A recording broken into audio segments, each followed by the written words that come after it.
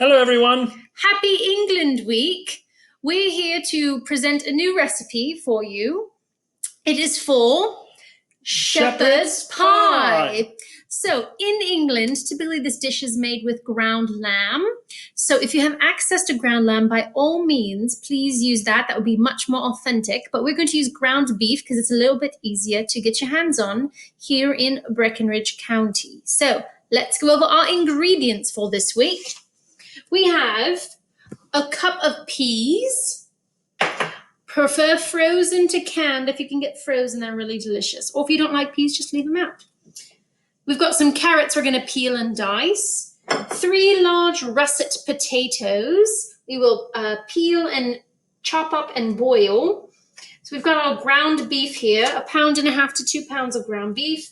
Some beef broth as well. A cup of corn. It could be a can of corn. Ours came from the freezer. From garden vegetables that we put up this summer, but you could use that. A medium onion, 1 stick of butter, and then we also have a vegetable peeler that you're going to need for your potatoes and carrots, a 9x13 casserole pan, and we're going to use a Dutch oven to saute and combine everything. You can use It's 5 quarts, if you're wondering. It's 5 quarts. Yes, and I just realized I forgot one more thing. So Mr. Jennings is going to talk to you for a moment while I grab it. Yes, the wonderful thing about shepherd's pie is you can put anything in it you want. You can do mushrooms. The idea is that it's vegetables and a little bit of meat, which was a hearty staple of the British Isles. I cannot say this ingredient. Mr. Jennings, please. Worcestershire. I can't say it. Worcestershire. Yeah. Worcestershire. So that's part of the ingredients too. So make sure you have that on hand as well. You don't have to say it, just have to have it.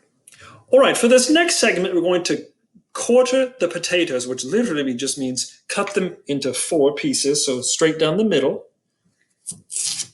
And then again, in 1 more half. So cut that half in half to make 4.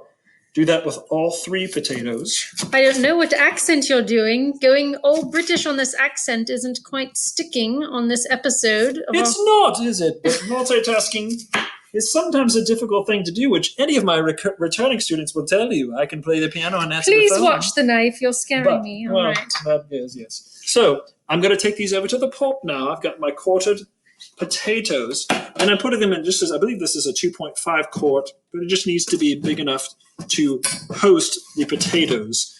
What's important is I'm going to add our water,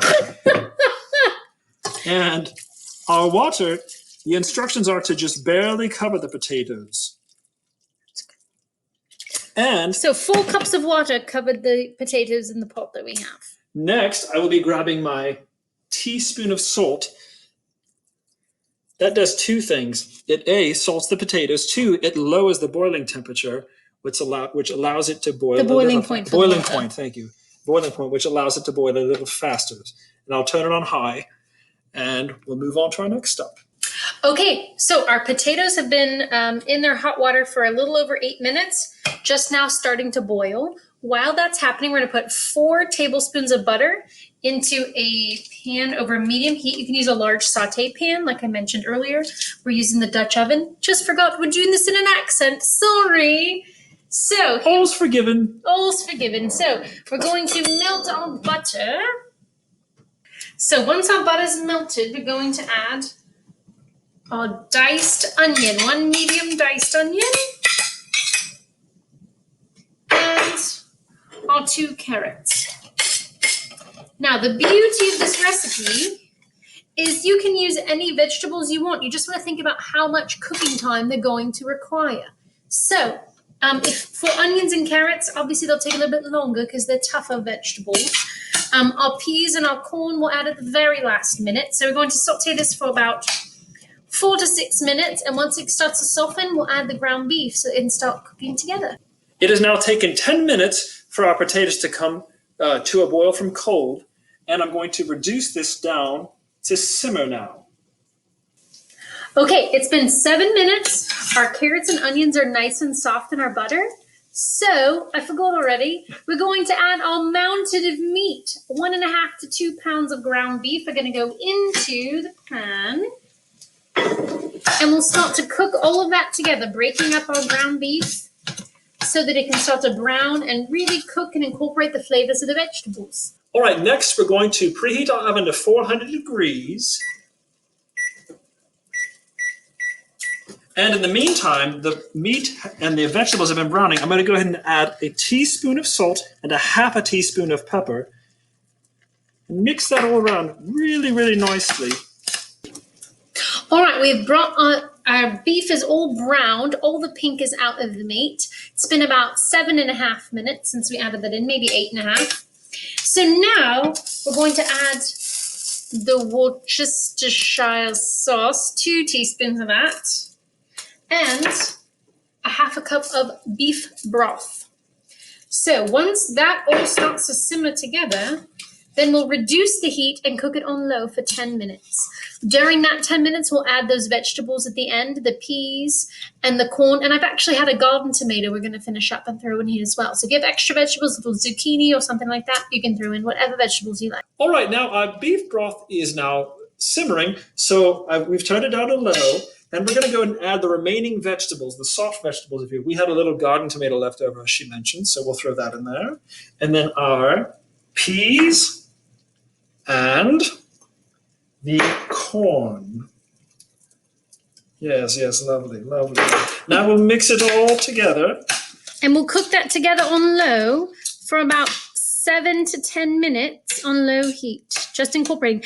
And please keep your beef broth on hand, because if it does seem to be that the meat is getting a bit dry, you will add a little bit of beef broth back in to keep it just nice and saucy. All right, after 18 minutes boiling, our potatoes are nice and soft. We checked them with a fork and they were ready to go. So here are our hot potatoes. We're going to add the remaining 4 tablespoons of butter in here. That can't be bad. It's not possible. Now, everyone has their own way they like to make mashed potatoes. If you want to add half and half, or if you want to add more butter than this, or use a different kind of potato, it's totally up to you. The topping of the casserole is just mashed potatoes. So if there's some other kind of mashed potato that you like, adding some ranch seasoning or some garlic powder, please feel free to just make the mashed potatoes however you want them. This is just going to be very basic salt and pepper, butter, mashed potatoes. So we're going to use, I don't have a potato masher, so we're going to use an electric mixer to mash up these potatoes. But however you like, you can use a fork if that's what you've got, or potato masher or an electric mixer to make your mashed potatoes. Salt and pepper them to taste, and that's it. We just got our beef and vegetable filling out of the pan, and we put it into our 9x13. Now we're going to take our mashed potatoes and just make a little bit of a mashed potato frosting on the top.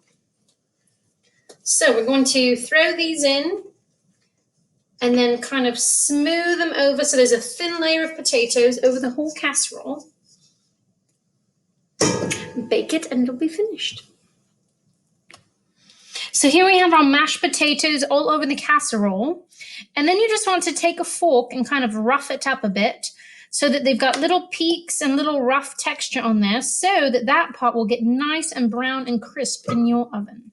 So we're just going to kind of put a little bit of texture on there so that it's not all smooth like a spatula. And then it'll go into the oven at 400 degrees for about 20 to 30 minutes. Goodbye, shepherd's pie. See you in a bit. All right, our casserole has been in for 15 minutes. It is bubbling and delicious. Now, this is honestly ready to eat right now, but I like to have the top just a little bit brown. So we're going to do something called broiling. So turn your oven broiler on, and it's just very, very high heat from the top of the oven. We're going to put this back in there and leave the door cracked just a bit, because if you close the door, it's going to burn. You want to keep an eye on this. It'll probably take about 4 to 8 minutes to broil. And once the top starts getting golden brown, take it out and it's ready to eat. All right, our casserole, our shepherd's pie has been broiling for about 3.5, 4 minutes. I've been watching it very carefully with my oven cracked, and it's ready. Here we go. Oh, that looks splendid. Let's come in for a closer shot. So there's our delicious shepherd's pie. Enjoy it. I'm definitely not going to taste it on camera right now because it's far too hot. Don't want to burn the mouth. But Not at all. I'm sure it'll be delicious, and we look forward to seeing your pictures of your shepherd's pie you made on our Flipgrid account. So make sure you add those there so we can see each other's culinary adventures. Thank you for joining us for England Week. Ta-ta for now. Ta-ta for now. Cheerio.